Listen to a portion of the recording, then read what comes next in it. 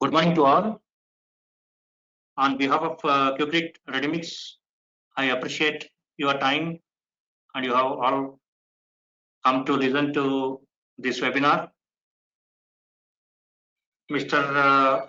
BV Pai is a civil engineer with about 50 years in concrete.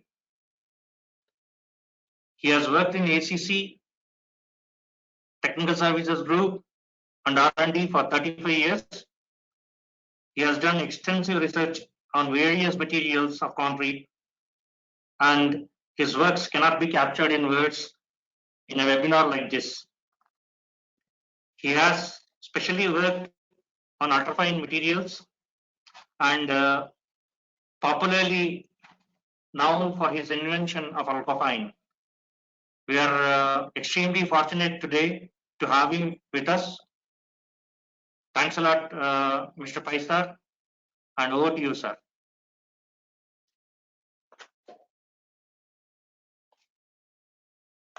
Good morning to all of you.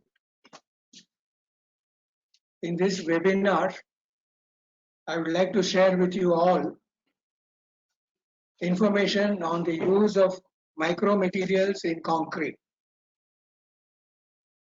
Now, before I start that, I would like to thank Messrs. QCrete for organizing my presentation this morning.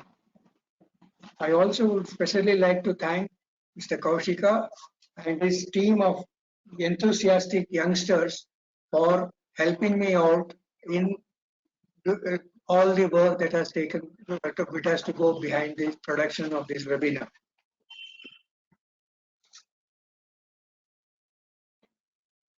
Now, as an introduction to the subject of micromaterials, I would like to begin by saying that micromaterials as such are not really new. They have been there for some quite some time, but during the last 10 years, it has gained certain amount of acceptance and concerted use in concrete. This has happened because there have been some interesting understanding of different facets of this microconcrete and how it can contribute to the properties of concrete in a positive way.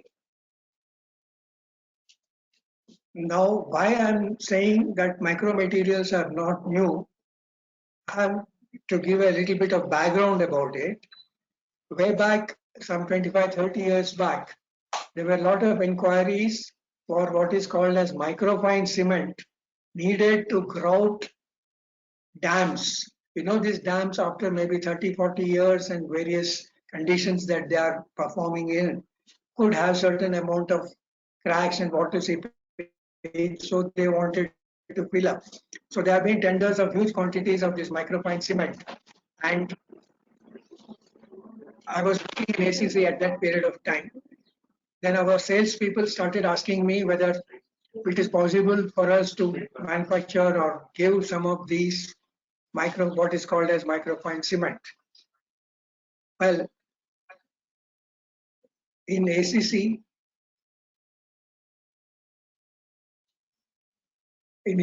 they try to look at the availability of microfine cement as such.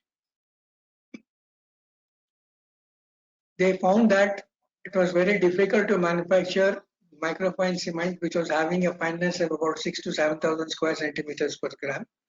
Then they looked at the possibilities of trying to find out some location in the cement plant where it could be.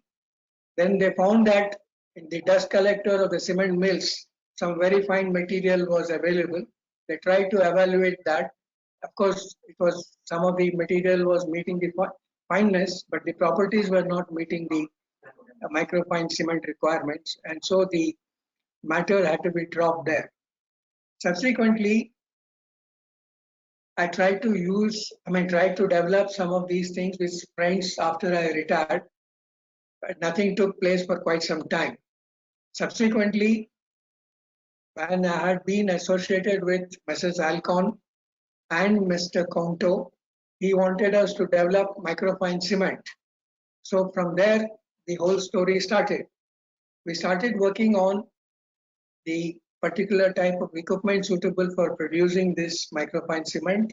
All this was organized along with the help of another consultant who was a specialist in cement grinding and other areas. Finally, we got hold of a grinding unit, which was a very small mill as such, standalone mill, where we started making the microfine cement. It was a success.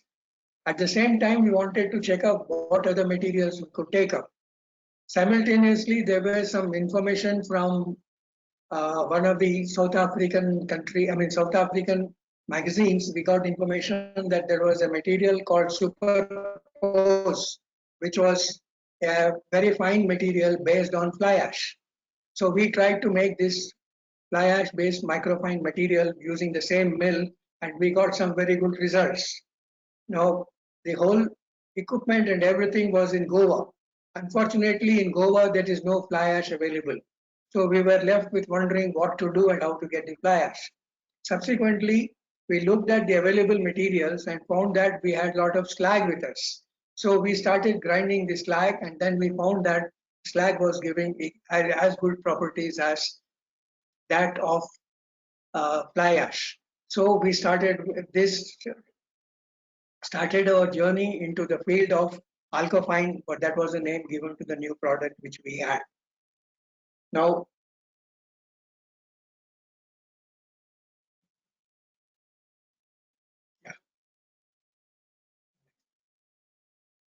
Now, the properties of some of these things which we need to look at as microfine materials, I will cover over the next few slides.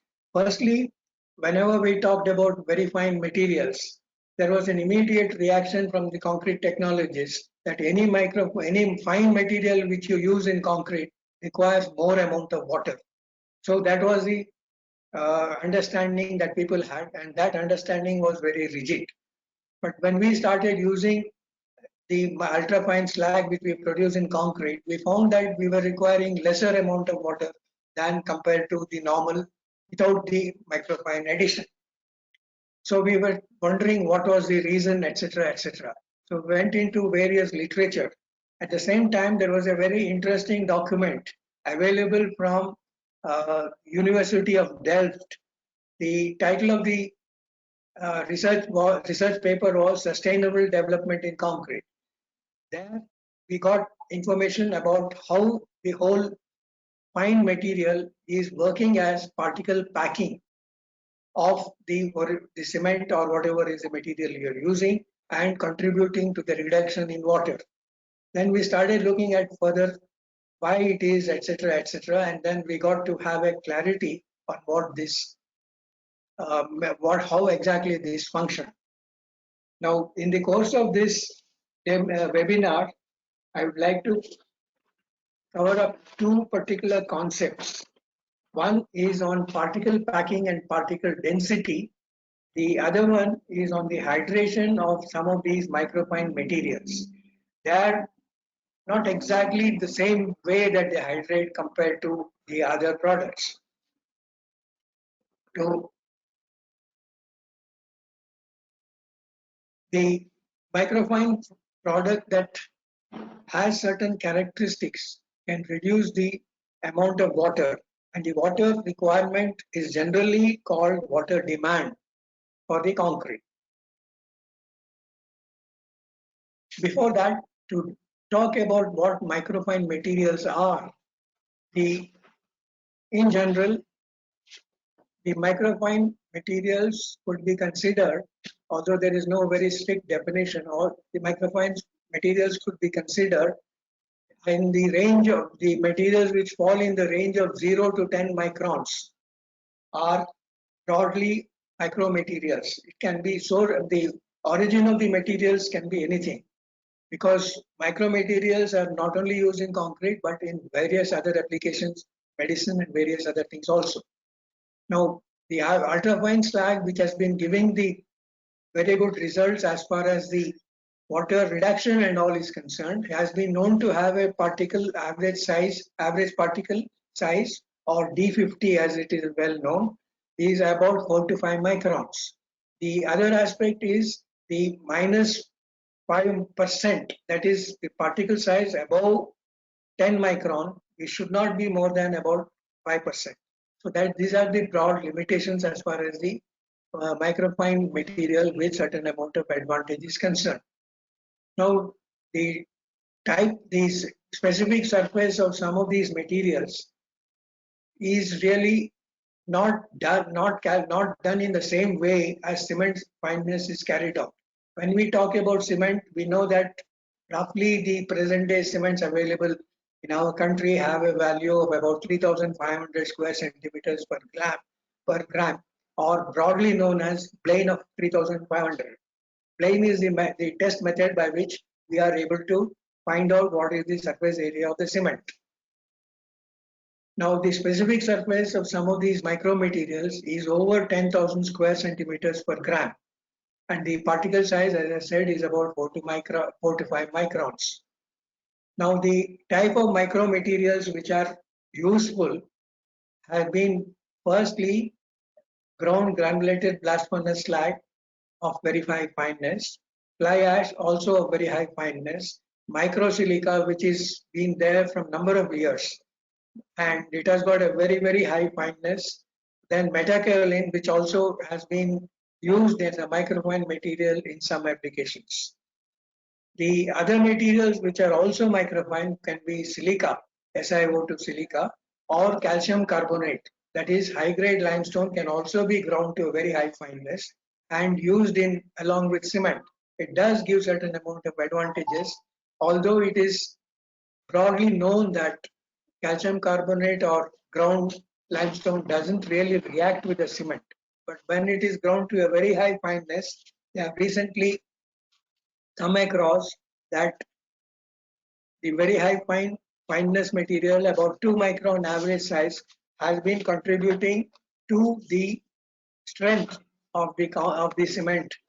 And some amount of work has already been carried out, but clarity on this is yet to be achieved as far as our materials are concerned.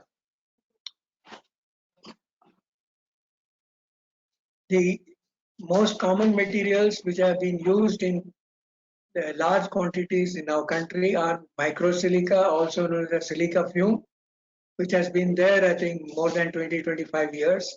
Then we have the microfine GGBS, also under different names. Broadly, it's called also ultrafine slag. And then we have the microfine fly ash. The microfine fly ash can either be made or it can be collected from some of the electrostatic precipitators which are available, through which the fly ash passes in some of the power plants.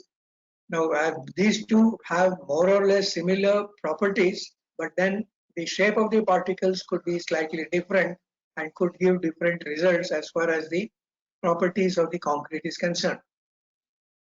The microfine material, microsilica or silica fume, is very fine. It has over 1 lakh square centimeters per gram surface area. These surface areas of many materials are calculated by different methods or used by, or measured by some other methods, not by the plane method. As far as the microsilica is concerned, the particle sizes are maybe about 250 nanometers in diameter, average size of the particles. Some of these are so fine that the bulk volume of this is very small. In some of the countries, they are not allowing this size materials to be used as a powder in concrete because of the very dust-like nature or the fume-like nature, as it is called silica fume, like the fume-like nature of the microsilica. So microsilica, whatever we are using today, is not in the nascent condition or as such available, but then it is densified to a certain extent and the particles are much larger. Instead of the original size, we have particles which are maybe 2 micron, 1 micron diameter in size. Now, once you put it in concrete, what happens is many of the most of the particles are expected to get dispersed in the concrete when the mixing is taking place. So this is how the microsilica densified works as far as the concrete is concerned.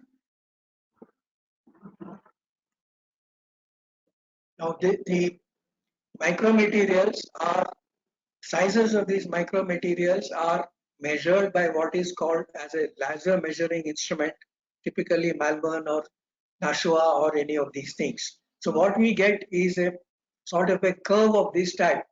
On the horizontal axis, we have the particle size. On the vertical axis, we have the amount of material for every particular type of particle size or within a certain range.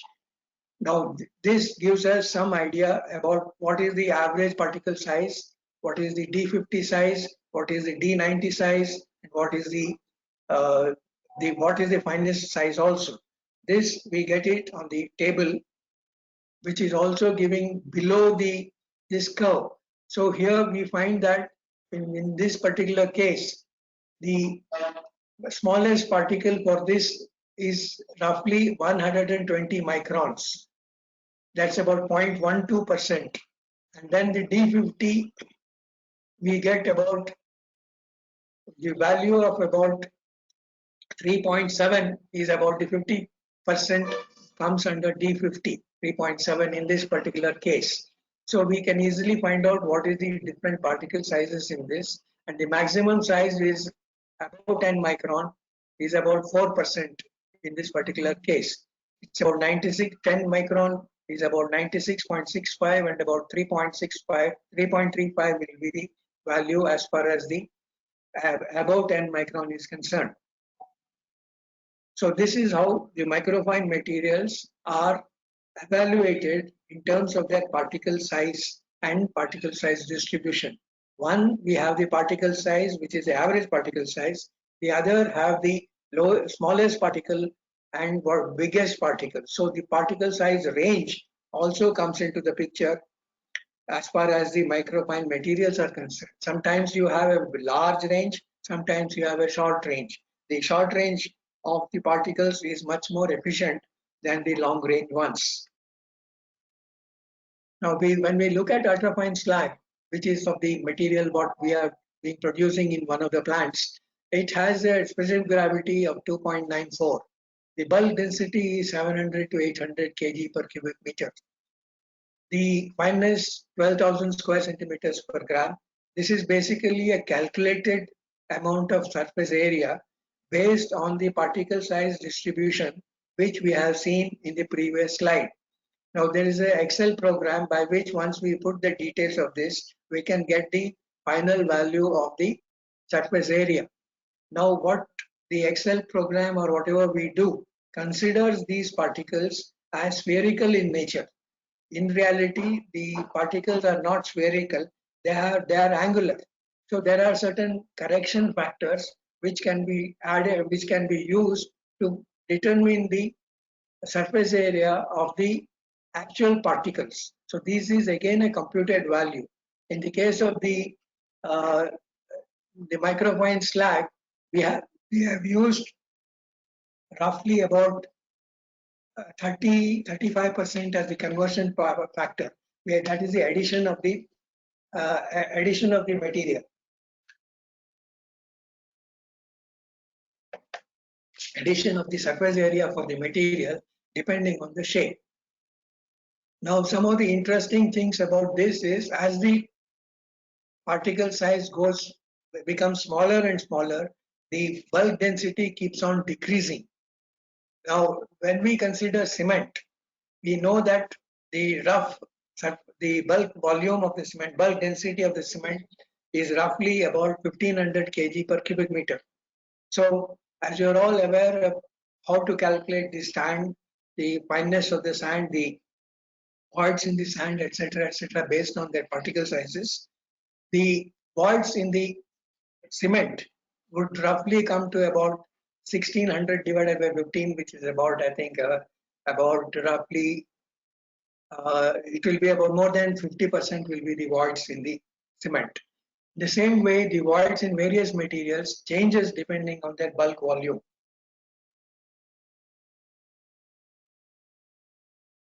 Now we need to know what is the specific gravity of a material the bulk density of the powder, whatever it is there, to calculate the voids, either whether it is cement or microfine material or anything. This is what is required as far as the particle packing picture has to be completed. As far as concrete mix design, you are all aware what is the gradation of the sand, the gradation of the aggregates, and a combination of these which gives you a very good packing of the aggregates. The same thing is done with normal cement and the addition of microfine material to it. While adding the amount of while adding the micro material into the cement, we need to see that the bulk volume of the cement does not change. That means there is a limit to which we can use the microfine along with the cement. So this particular factor can give us what is the maximum particle packing density of the mixtures.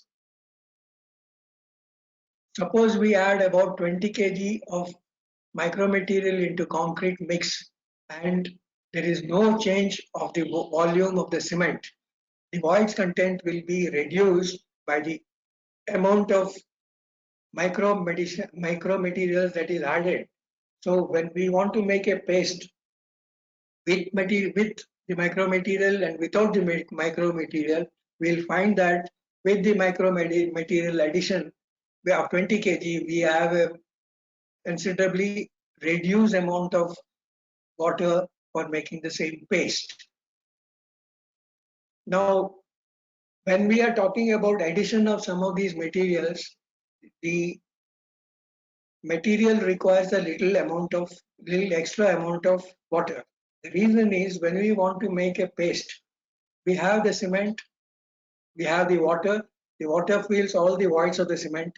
In addition, there is a very little bit of water, extra water required to coat every cement grain so that the paste is able to move smoothly. The same way, the microfine material also requires certain amount of very fine material, some amount of water to coat the microfine particles so that the paste is able to be formed properly. The water film needed to coat micromaterials is what is known as water film thickness. It depends on the water film thickness. This, as per literature, is 0.2 micron or 200 nanometers approximately. It ranges from 100 to 200 depending on the admixture used, the type of material, the type of the pore solution, etc., etc. In microsilica, we have this amount of water reduced, or in the ultrafine slag, when we add this, either of the two, the amount of addition being constant or the same amount of addition, we find that the water reduction does take place. But in the case of ultrafine slag, the amount of water required to coat the ultrafine particles is basically much lesser compared to what the microsilica has. So this, as we looked at, as we saw that this surface area of microsilica is about 1 lakh of square centimeters per gram, and of ultrafine slag is only about 10 to 12,000 square centimeters per gram. The amount of water required in the case of microsilica or silica fume is so large that whatever is the reduction taking place because of the addition into the cement is not only set off against the amount of water reduction, but it requires additional amount of water to make the same level of paste. So in comparison, when we use ultrafine slag, we get a better workability or a reduced amount of water demand for the same amount of workability. Experiments confirm this. The amount of water required to make a particular paste is known as the water demand. So what we do in the particular method of test is we make a paste of this and we have what is called as mini slump cones, where the slump cone is basically the size is 1/5 of the normal size of the slump cone. So the whole experiment is carried out in a laboratory and it's on a tabletop. The cement is mixed in an intensive mixer, what is called as the Hobart mixer as per some specifications. So we get a paste. So we take the paste and put it in the mini slump cone and remove the cone and we get the flow of the paste. So when we do this with control, which is the cement, or next when we have the cement and the micromaterial addition, we can easily find that the micromaterial is giving a much larger flow, or we can calculate the amount of reduction in water by having lesser amount of water for the same flow. So we are able to get a much better water reduction when we use microfine materials of particular size and a particular particle size distribution. Some other materials which are having a very high fineness do increase the material. So this was one of the concepts which has been able to add on to the efficiency of the use of these micromaterials in concrete. In fact, we can have a combination of all the three, say for example OPC, fly ash, GGBS and microfine material all combined to get the maximum amount of packing density. That is the maximum density which will give the least amount of water required for the same flow. Now, there are other tests which are there apart from the mini slump cone. The Puntke test is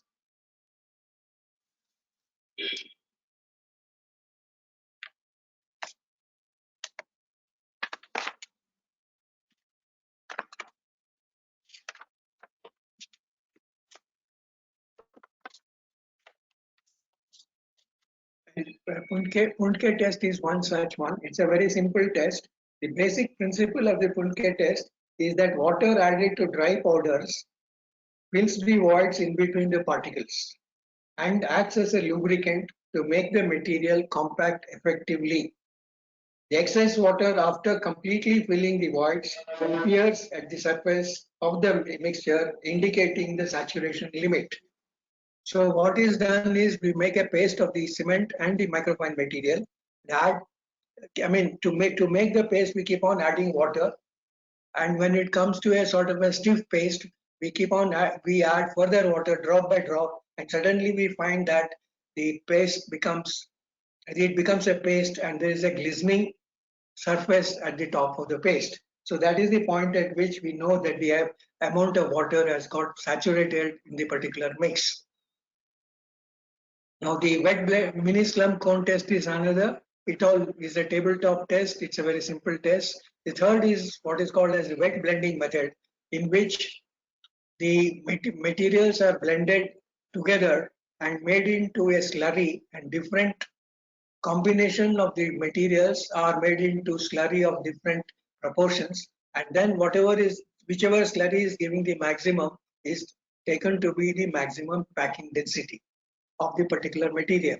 So there have been a lot of work carried out on this. This wet blending method has been developed by Dr. Kwan of Hong Kong, where he has done with now OPC, fly ash, and any other micro material which is used there. So he has been able to do the ternary blend and find out which is the best proportion for the particular application.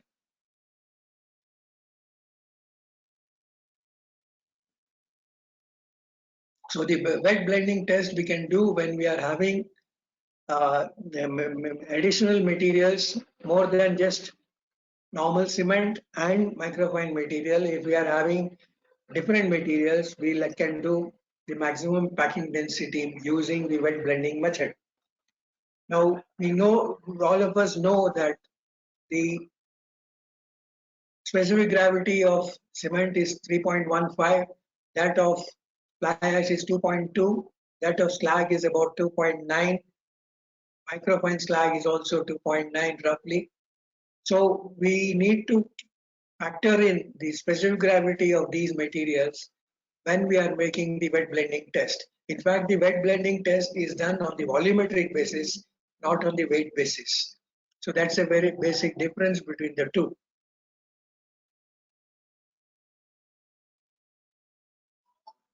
Now, the other concept which I feel is somewhat unique as far as the micromaterial is concerned is the hydration characteristics. Now, we all know that the cement combines with the water or combines with the water to give us what is called as the cement, hydrated cement component, which is the HCP or hydrated cement paste. Now, when we are having the hydrated cement paste, the hydration starts from the surface of the grains. Suppose the cement particle are ranging from 1 micron to 75 micron. The particles get coated by the water and the hydration takes place on the surface. Now, sometimes what happens is if the particles of cement are large, say maybe 75 micron or above that, we find that the particles may never completely hydrate. So some of these particles continue to be in the concrete even after 25-30 years. They are working as micro aggregates in the concrete. So this is how the pure cement hydration works. Now, as far as the micromaterials are concerned, many of the micromaterials have a property of either pozzolanic property or their own hydration characteristic.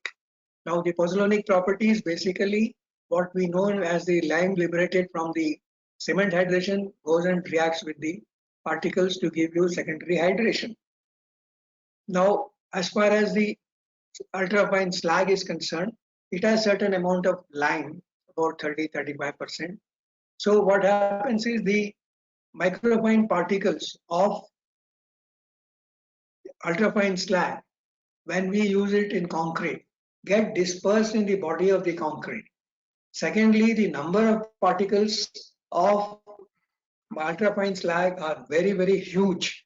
So all these particles start as the points of hydration. So the ultrafine slag starts the hydration as a seeding point so that many of these particles start hydrating very quickly. So this gives an advantage that the hydration starting with the particle points. We are able to get much larger amount of hydration at 24 hours or 1 day strengths. So if we have a OPC and GGBS combination or fly ash instead of GGBS, this is known to have lower 1 day strength compared to OPC alone. This happens because of one particular reason. We all know that we take cement as the efficiency of cement per kg as 1 or some amount of unit as 1. The efficiency or the amount of reactivity of the same weight of GGBS is roughly 0.8 to 0.9. So the efficiency factor of GGBS being 0.8 to 0.9 with the normal fineness whatever we are getting today, we are getting 1 day strength which is slightly lower than the strength of OPC alone. In the case of fly ash, the efficiency factor is roughly 0.4. So the strength is much lower.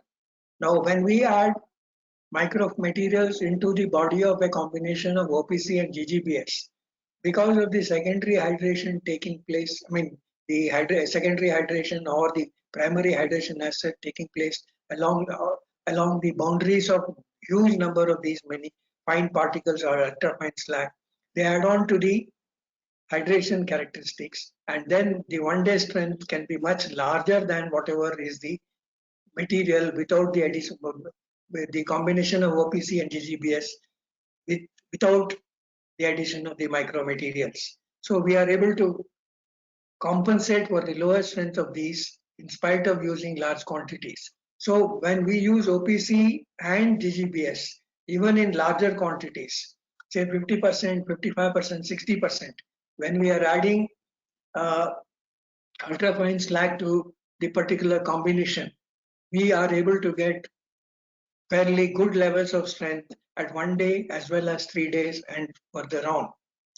Now, one of the interesting mixes that we came across in one of the projects in Bombay was a use of just about 300 kg of cement, 300 or 320 kg of cement, about 150 kg of fly ash, and roughly about another 150 or 175 kg of GGBS, and about 80 to 90 kgs of ultrafine slag.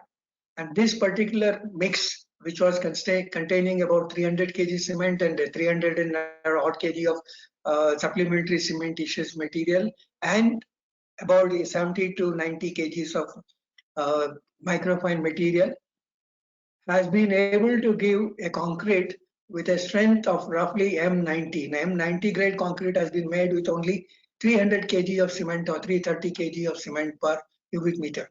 So this is all happening on account of the micromaterial addition, which triggers off the hydration characteristic of all the other materials simultaneously. So we get a very good final strength.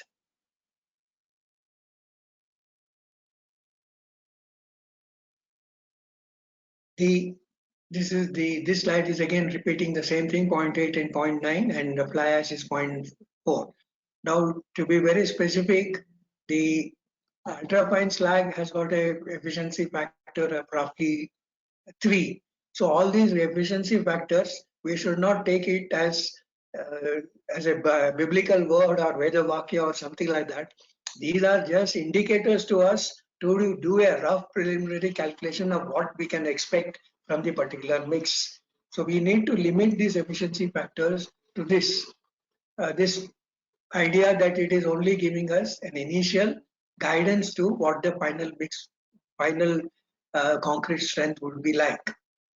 Now, the interesting thing about microfine slag or ultrafine slag is that for every 10 kg of its use in concrete, we have seen a reduction of about 2 liters of water per cubic meter.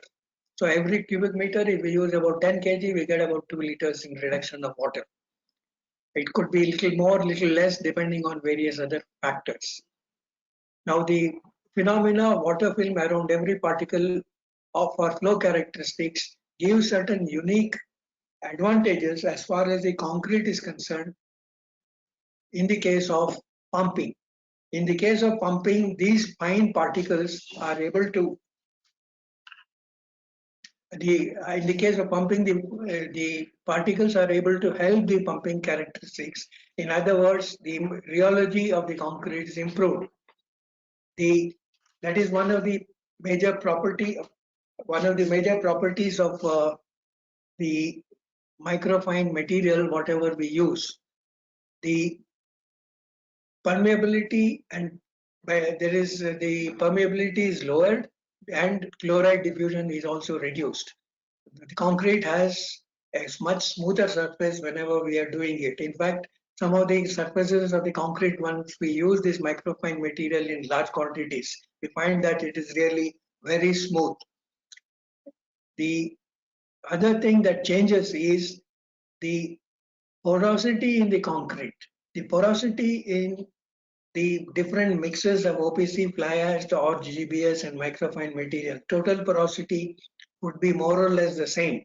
Only what is happening is, because of the different type of these calcium silicate hydrate or the cement paste that is formed, the characteristic of that is slightly different from the one without the use of micromaterials. So the pore size in the new type of material, which is the cement paste, hydrated cement paste, is much smaller than the pores which are there in a cement paste which does not have the micromaterials. Because the pores are much smaller, the properties of the concrete as far as chemical reaction, chemical reactivity, the permeability, and so many other factors is much better as far as the particular type of the particular thing is concerned. There are many other properties also, which I'm not going into the depth now. Now, as far as the microfine cement is concerned, very broadly, the microfine cement specification has been around 6,000 square centimeters per gram. It is mainly used in grouting. The microfine cement, when we have tried to use it in normal concrete, it has not given any advantage as far as the concrete itself is concerned. There are many other different grades of microfine cement. Instead of 6,000, the microfine cement could have 8,000, it could have 10,000 or whatever it is. So there are different grades of microfine cement available depending on particular use in a particular field. Now, the microfine cements, wherever they are being used, require certain special chemicals to keep them in a particular grouting state, as well as either they want to have it accelerated, because many of these projects where grouting is done is in the Himalayan areas, a lot of areas, the grouting has been carried out. So it requires a large amount of accelerator for hardening some of these microfine cement grouts. Uh, the microfine cement is ground in special mills. The setting and hardening and whatever is the addition of gypsum, etc., need to be changed. It's very difficult to get just by grinding the cement. We may not be able to get the microfine cement. The composition and various other things of the microfine cement could be slightly different from the normal cement what we are using in construction.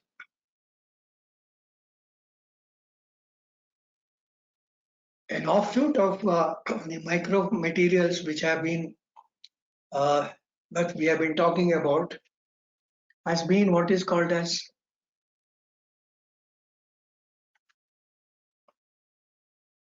ultra high performance concrete. Now, we have come across different type of concretes, high strength concrete, high performance concrete, and all in the past. What ultra high performance concrete indicates is that the concrete is really something which is very different from the normal concretes.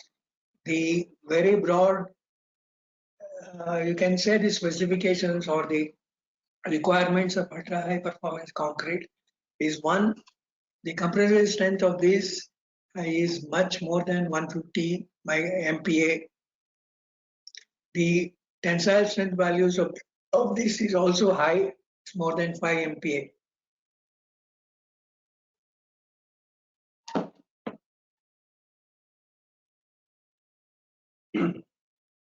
Now, when we look at the the next slide will show you some details about the different proportions.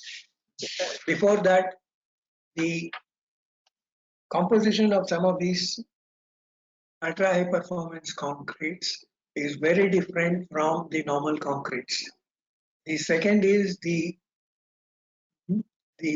mixing requirements of some of these materials are very different in the sense that we require to have high intensity mixers as far as this is concerned. Whenever we are doing normal concrete, if we use the same mixer, the amount of mixing time also has to go up to very large amounts. Maybe 20-25 minutes of mixing would be required per every batch. So this is what they have observed in some of the projects which have taken place in other countries. The shrinkage of some of these things is also high. So what they do to avoid the shrinkage or to reduce the shrinkage is to use microfibers. The amount of microfibers is used is about 2 to 3% by volume. If we take 1 cubic meter of concrete, 2% of this is roughly about 20 by volume is about 20 liters of the material. Assuming a specific gravity of about 7 to 8, we have about 150 kg of microfibers have to be used in the concrete. This is really a huge quantity of 180, 150, 180 kgs of microfiber to be used in the concrete is really a very high quantity. Anyway, that is a requirement to have the ultra high performance concrete perform in the way that it is to perform. Broadly speaking, if we talk about the cost of the microfiber itself will be fairly large. The concept of particle packing and maximum packing density is the key to some of the design of these this ultra high performance concretes. Apart from that, the several issues need to be sorted out before any commercial production of this ultra high performance concrete is begun. We'll look at some of the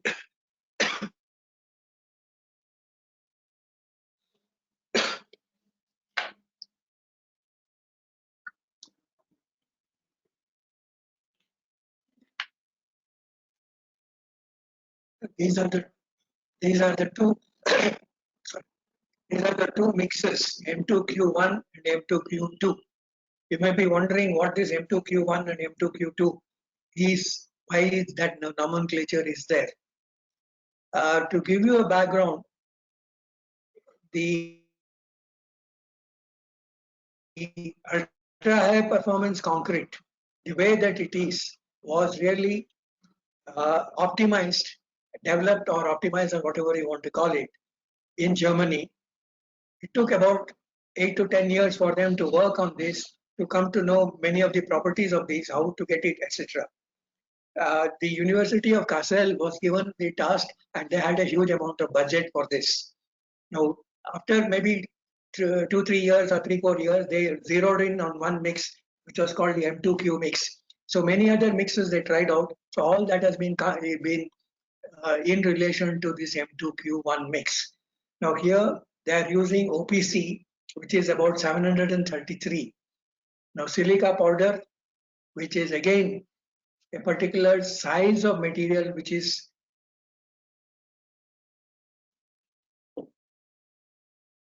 the silica powder, which is having a particular size, only can be used in this. The amount of silica powder is 230 kgs. Then we have the fine quartz 1 and fine quartz 2. These are the sizes of quartz which again have a very specific particle size distribution, which has been given in the literature, which is there published by American Concrete Institute in one of their articles, maybe about 7-8 years, 5-6 years back. Now, then they have they have used high range water reducing agent, which is a huge quantity, something like 30 liters per cubic meter, which is, I don't think anybody would think of even using 30 liters of this. Now the sand, again the sand has got a particular size, a particle size distribution, which the below particular size is not there, above a particular size is not there. Then they have used 161 kg of micro steel fiber, and for the water binder ratio is about 0.19.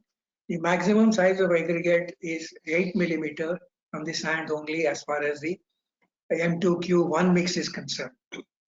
In M2Q mix, what they have used is the cement is reduced, the silica powder is reduced, quartz is reduced, and they have a quartz 2 introduced, which is a higher quantity than any earlier mixes.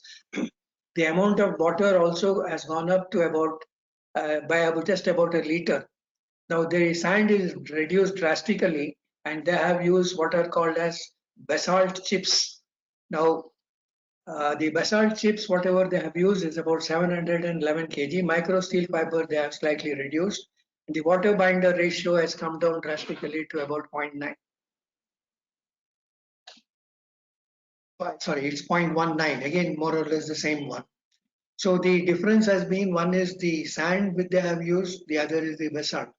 So here we have to be very careful in making some of these concretes, because if the strength of the aggregate is lesser than the concrete strength, the aggregate will get crushed much earlier. So many of the aggregates, whatever we have been trying to use in some of these mixes, have a very poor compressive strength that is required by the aggregates which we have to use in ultra high performance concrete. So we need to look at special aggregates when we are talking about ultra high performance concretes. Anyway, this has been being produced by some small companies, and I think the future is good for some of these things if we consider in totality the what this does. Now, the interesting property which I think is uh, will be very dominant as far as the use is concerned is that this material has got very high flexural strength and also impact resistance. So wherever you have problem of missile impact coming onto the concrete, the shields or the roof or any of these things can be done with this type of concrete, which is having a 160 to 150 to 160 uh, kgs of micro steel fibers in the body of the concrete. The the way that it looks, the once you have crushed a particular cube, this cube is very different from the crushed cube is very different from the one which is used in the normal concrete. We find that the concrete is got a mesh, or you got the intertwining of the micro steel fiber in such a large quantity that the material doesn't really come out. The concrete material doesn't come out. In other words, suppose we test the same cube without the fibers and with the fibers. There has been a difference of something like 20 MPa just contributed by the fibers. So we need to have the fibers to reduce the shrinkage and also to have the strength of the concrete go up. So the cost of this, if you cover, apart from the materials, if you take the cost of some of these things, it's quite high. I think the cost may be coming something like 4 to 5 times the concrete strength. If concrete is about 8,000, it may come to about 35,000. Because the steel fibers alone will cost you about 16 to 50% of the cost will be the steel fibers.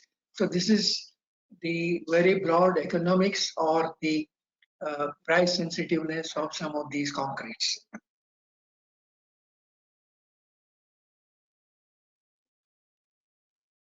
With this very broad presentation on the properties in general of the microfine materials, I would like to present to you some some other details of a particular ultrafine slag which has been used in concrete, and actual data about some of its performance parameters have been collected and being presented in this particular article. This article has been presented earlier, and the authors for this, I would like to thank Dr. N.V. Nayak of Gammon India, who is one of the co-authors of this, for the conceptual nature of this particular article and the data about it, the details about it. Now, this in the preamble or the very brief introduction to this, this covers up the concept of Portland blast furnace slag cement. To give you a small background about this Portland slag cement, whatever is being produced today, uh, I think the first Portland slag cement was produced in our country by ACC Limited in their plant near about Jamshedpur. They used the slag from the Tata Steel plant, and then they produced the cement at their plant in Chabasa. So it was done somewhere way back, I think in 1964-65. Then it was a very small, only from one small blast furnace, they used to collect the slag and take it. Subsequently, they expanded the whole thing. So the production of slag cement, considering that it was in 64-65, so it's been more than 50 years since slag cements have been produced in the country. There have been a lot of studies done by different institutions on the performance of some of these slags in the concrete and the performance of the Portland slag cement concrete versus the ordinary Portland cement concrete. Now, in brief, the use of Portland slag cement is as good, as worthwhile as any other cement. It gives quite a lot of advantages in terms of its behavior as far as the environment is concerned, as far as sustainable development is concerned, as far as cost is concerned. So the GGBS added to normal cement in the cement units has been produced from long time. Actually, in our country, ready-mix concrete really came into being somewhere around 94, 95. Only after that, the use of GGBS in the field in concrete has started. Till that time, only Portland slag cement was used. Subsequently, only GGBS has been started being used in this. About the characteristic of GGBS, see, GGBS was being produced in Europe for a number of years, maybe even much earlier than 1964, maybe 1930s itself, they have been producing this. So Germany had been producing. Now, some of it was being exported to US. Now, they wanted, somebody had a brilliant idea that why not we grind it to a higher fineness so that the efficiency, which was about 0.8 to 0.9, increases to 1 or 1.2. So they ground the cement to 5,000 to 6,000 square centimeter per gram, and it was exported to US. So that was where the higher fineness GGBS really emerged. That particular era was long back when cement was being exported to US. Later on, the export stopped from Europe, and they themselves started making the normal GGBS and the US. Now, as far as the ultrafine slag is concerned, there is some vague amount of literature which I think has been there in some of the Japanese literature, which we have not been able to get the total article. Maybe some references have been there where they have used very high fineness slag in some of the concretes. Other than that, the advantage of having the particular particle size distribution and the advantage of the lowering of the water demand had not been taken up, had not been studied or not been taken advantage of in any other country. We were one of the first people to look at the use of this particular the ultrafine slag by particular particle size distribution in the concretes. So as earlier indicated, by void filling, the water demand comes down. Very large number of particles act as seeding sites. They speed up the hydration of the slag component, resulting in higher early strength. The microfine material helps in bringing down the pore size of the hydrated cement paste, contributing to the reduction in the permeability.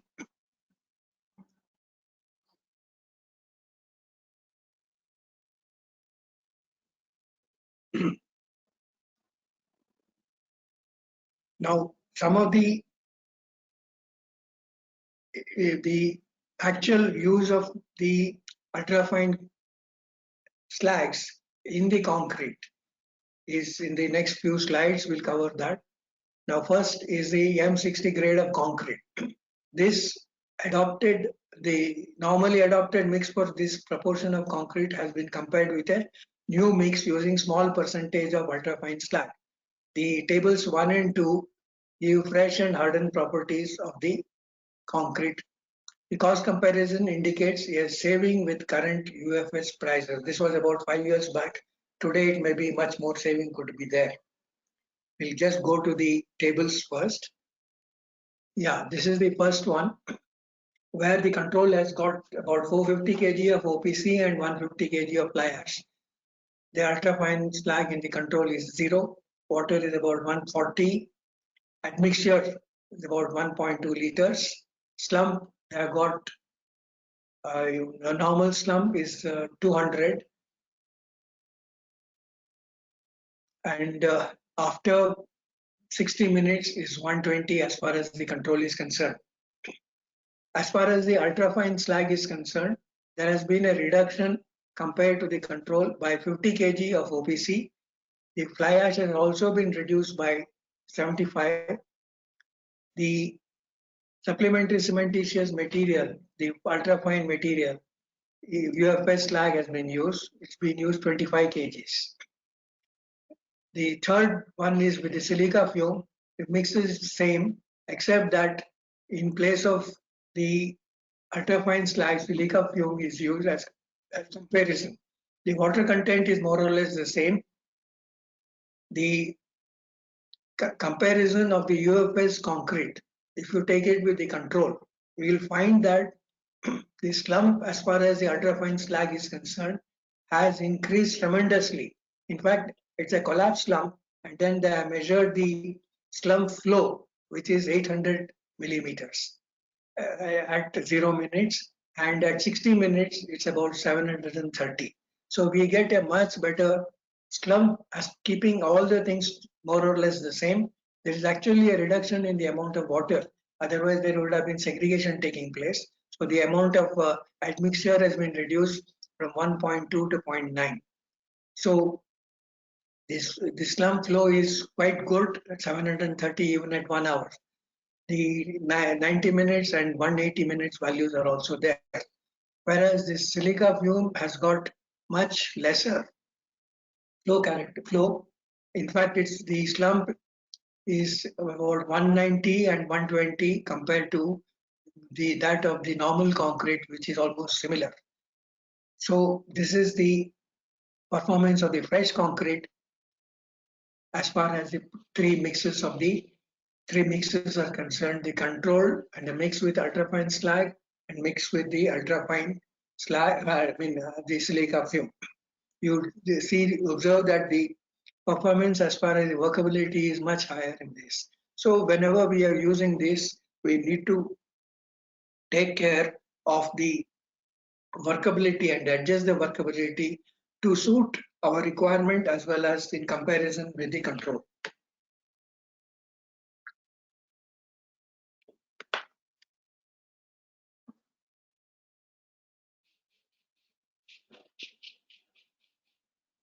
Now, the hardened concrete properties have been given in the next one. The 28 days strength, all the things have been given. Now, here what I would like to find out that we have used almost the same amount of this. So the admixture has come down by 0.9. Suppose in the case of ultrafine slag, suppose we had used the same amount of admixture,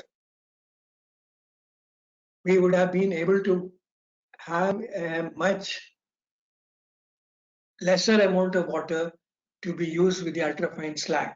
So we would have got a much higher strength. So this is with same to same values, whatever we have got here.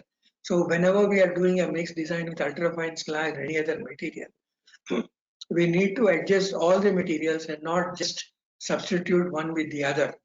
With the water reduction, we would have found that we would have got a much higher value as far as the strengths are concerned. Other properties of the trunk shrinkage, ISAT, modulus of elasticity are more or less similar with all the three things.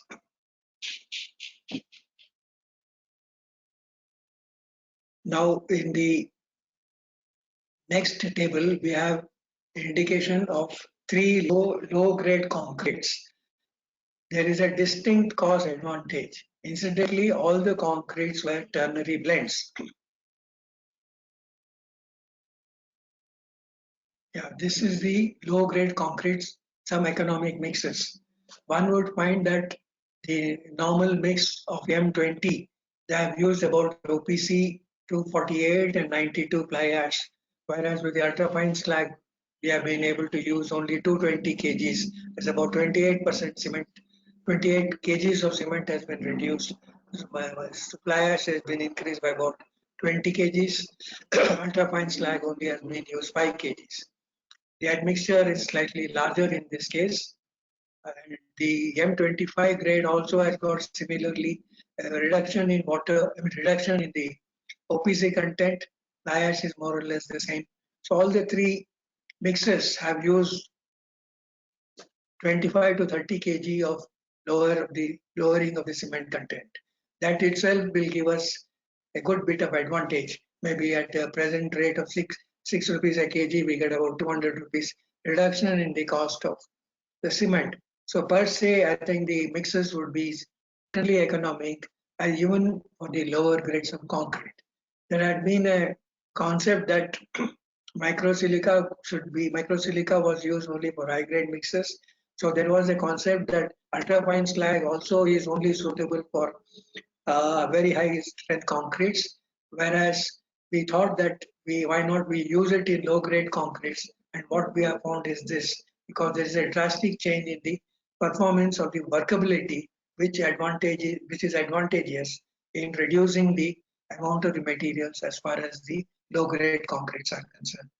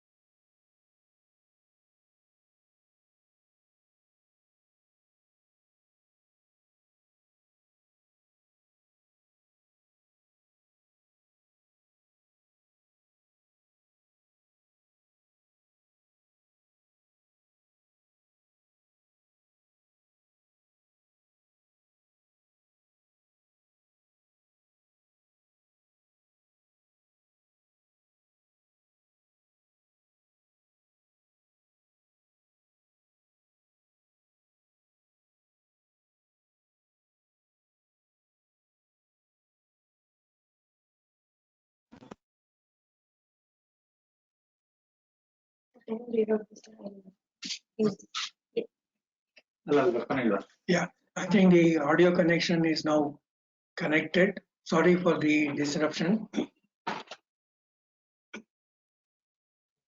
So I was talking about the water demand reduction. The This table 4 shows the water demand of 3 different mixes. The first one is control, which is having about 400 kg OPC in the mix. The other two are 360 kg and 320 kg, that is the M2 and M3 mixes. The amount of ultrafine slag which is used is 40 kg and 80 kgs. The water requirement for the same slump is seen to be reduced when you use 40 kgs. From 125 to 120 liters it has come. There's a reduction of 5 liters, and in the case of 80 kgs of ultrafine addition, there's been a reduction of about still further about another 10 liters have gone down from the control. That's 125 has come down to 115 for the same slump. In fact, this slump is a little more, but anyway, assuming that it's more or less the same. Admixture dosage is the same. So the water demand when we use some of these ultrafine materials, micromaterials, having a particular particle size distribution enables us to affect a reduction in the water content of the concretes.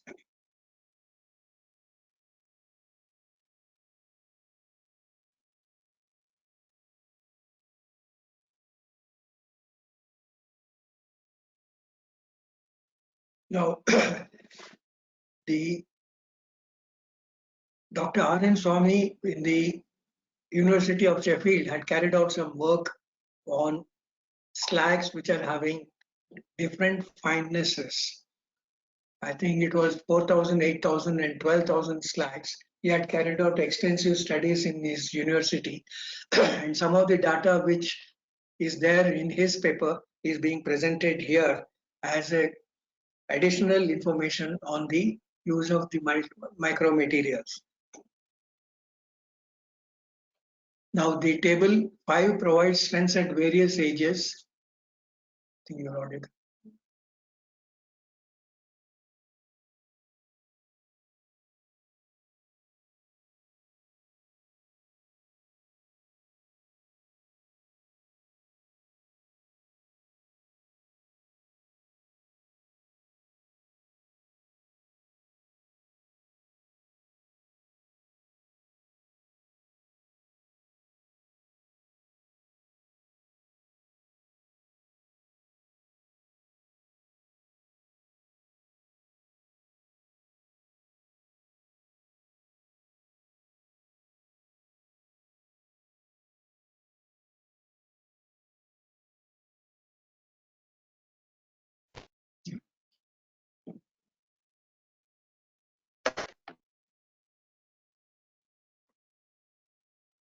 Yeah, sorry, some disruption in the audio.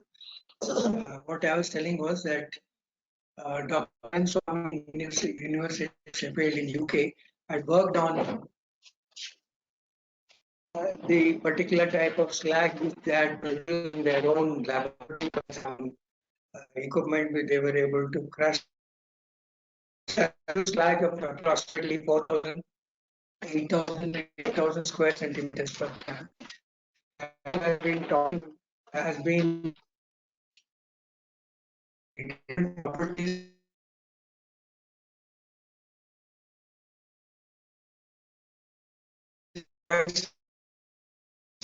mixes.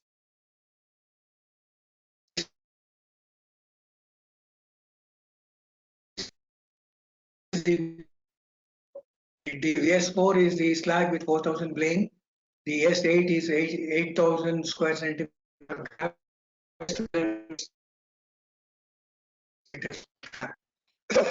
He has used the ENV 197 cement, which is available in UK.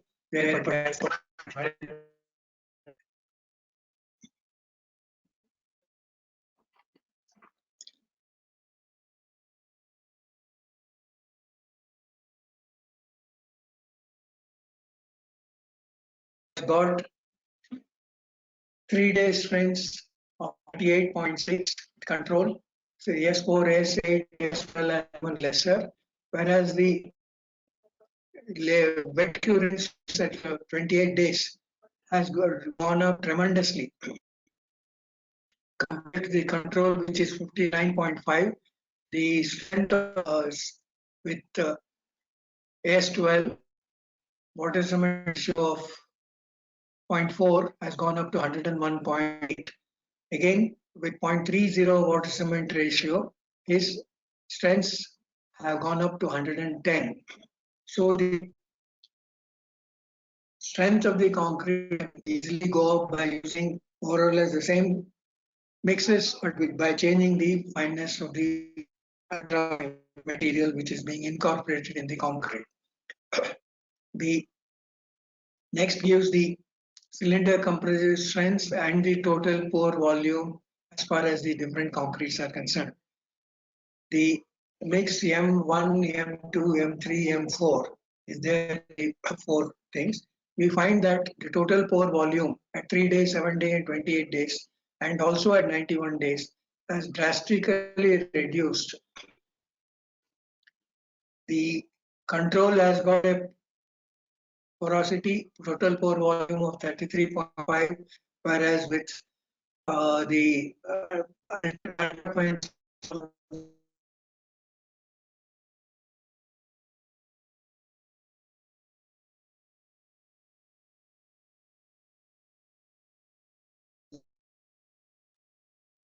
now look at the heat cement slab level of 50% at water cement ratio, water binder ratio of 0.40.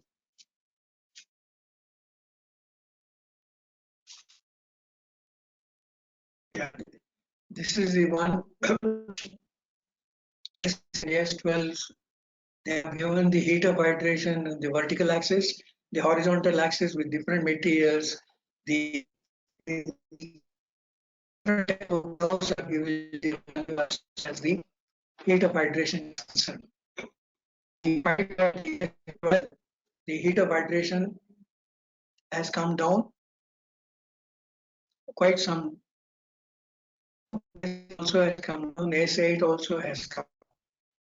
We find heat of hydration has not only shifted in terms of time, but the extent of hydration has come down.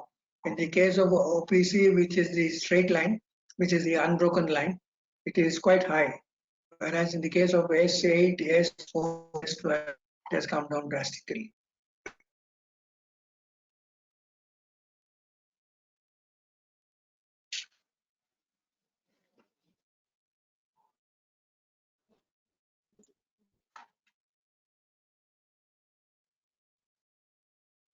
For a project in Bombay, M50 grade concrete was produced.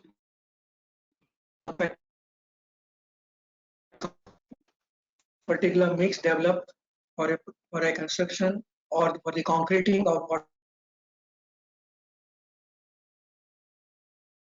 and the total quantity of concrete was 2,500 cubic meters of concrete, each pour being about 250. The mix from a ready mix concrete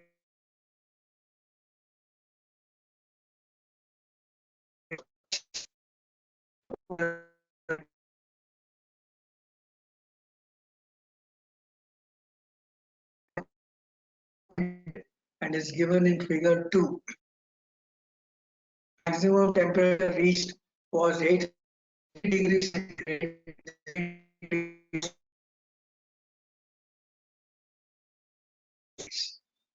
Differential. Yeah, this is so for the different temperature profile of the M50 grade concrete.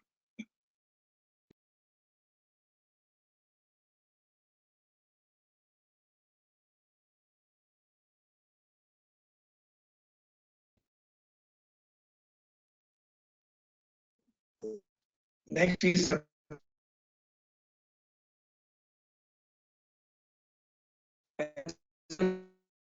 huge raft foundation of M35 grade concrete using 200 slag and just about 3% of ultra slag. The concrete had 40 millimeter.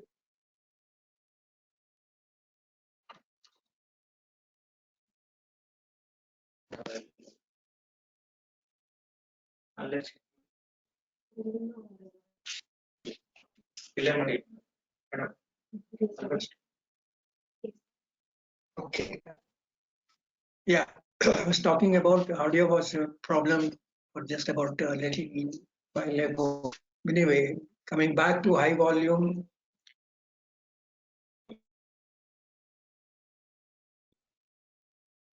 achieved when a foundation concrete using 200 kg of OPC and 200 kg of fly ash and 3% ultrafine slag was used. The concrete 40 millimeter aggregates and the requisite fresh concrete properties were all achieved.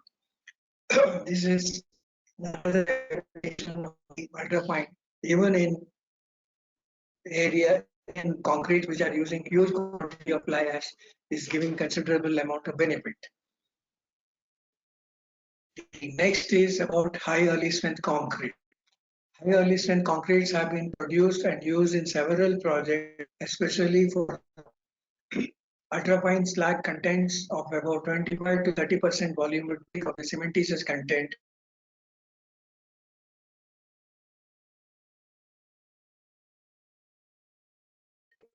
Actually,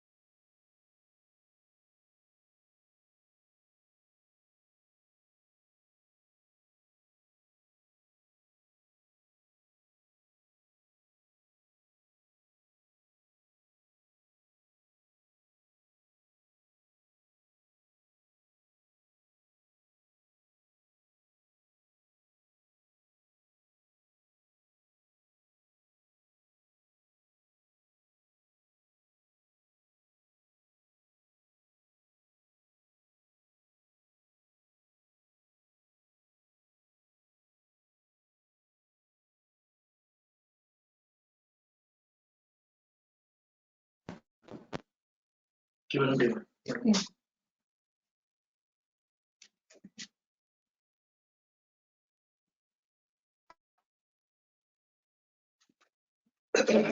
Sorry, the connection again was disrupted. Now, there's been a very interesting paper by Darren T.Y. Lim from Singapore. They have given interesting details about the durability of the concrete, various mixes they have tried out in their establishment.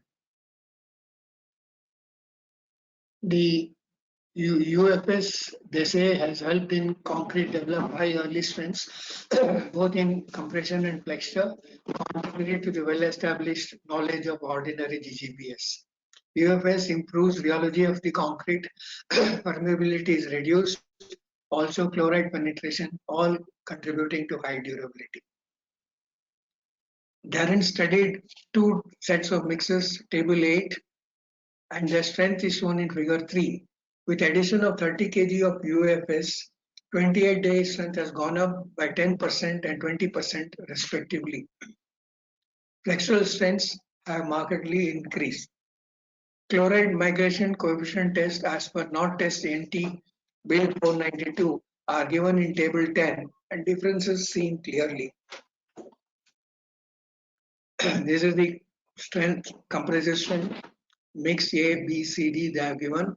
It is seen that the mix D has given much higher level of strength relative to the other mixes. These are the mixes what they have used.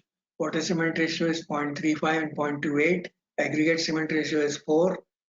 Slag replacement in both the cases is 30. If total cementitious in the B mix is 445 and 448 in the control. The other is 523 and 518. The superplasticizer is 0.6 and 1%. The aggregate by weight ratio is 0.747 in the AB and 0.722 in the C and D. The mix ABCD has given flexural strength. Mix D has given a strength of about flexural strength of about 11.9, which is the highest compared to the control, which is 7.24. That's at 20. That's at 56 days. So the 28 day strength, 28 day flexural strength is 6.7571 for the control. Mix B has given 7.23. Mix C and D have given 8.47 and 11.82. So we find that the flexural strength also increases drastically in the trials that they had carried out. Chloride migration coefficient, as per the NOT test, they have all given much higher values compared to the controls. In conclusion, the use of ultrafine slag has several advantages as seen from the above examples. The examples have been drawn from different areas so that it highlights some of the properties of the concrete. Further, mixers using UFS exhibit a very high cohesion and lower bleeding characteristics. Based on the developed data available from various quarters, it could be concluded that UFS provides a greener concrete which is more economic as well.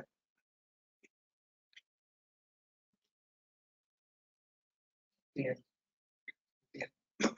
So these have been the broad information about the ultrafine slag, and I find that the ultrafine slag has been used quite a lot in various applications, and it is the application of UFS in concrete is growing every day.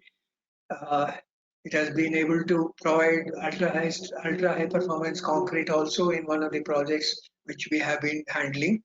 The ultrafine to emphasize, it is not just grinding any material to any particular thing, any particular gradation or particular particle size, but the particular particle size distribution as far as the material is concerned is very important. So the material can also be used along with other similar materials. That is the other combination of but not many trials paper. What I mean is, if you have got ultrafine slag and ultrafine fly ash, whether both can be used together.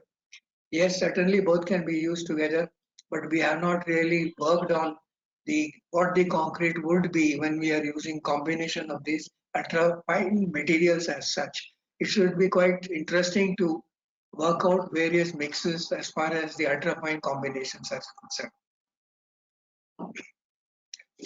I think that would more or less conclude whatever I had to say for the day, telling you thank you very much for a patient hearing. So I think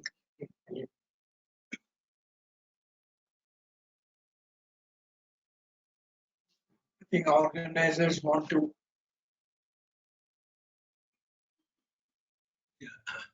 Organizer want to conclude the. Yeah, Aishwarya. Hello. Any Yes, sir. Yes, questions? sir. We can hear you.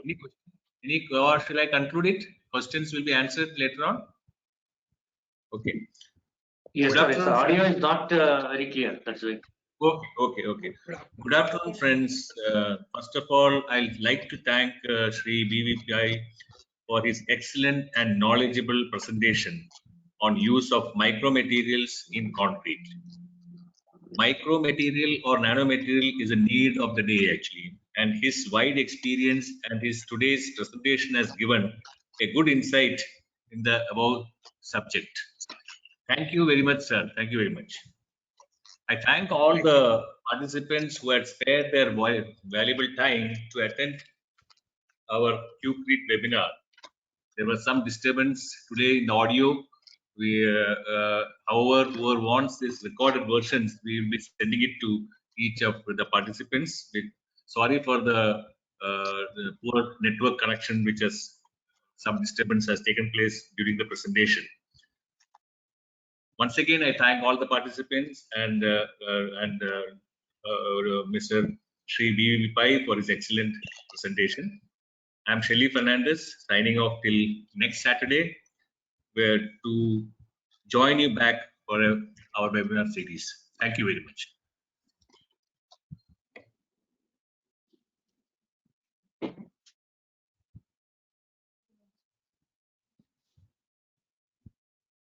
Audience can ask the questions to us actually. We will send to Mr. BVB Pai and then we'll get back the answers to you. Thanks a lot for your time.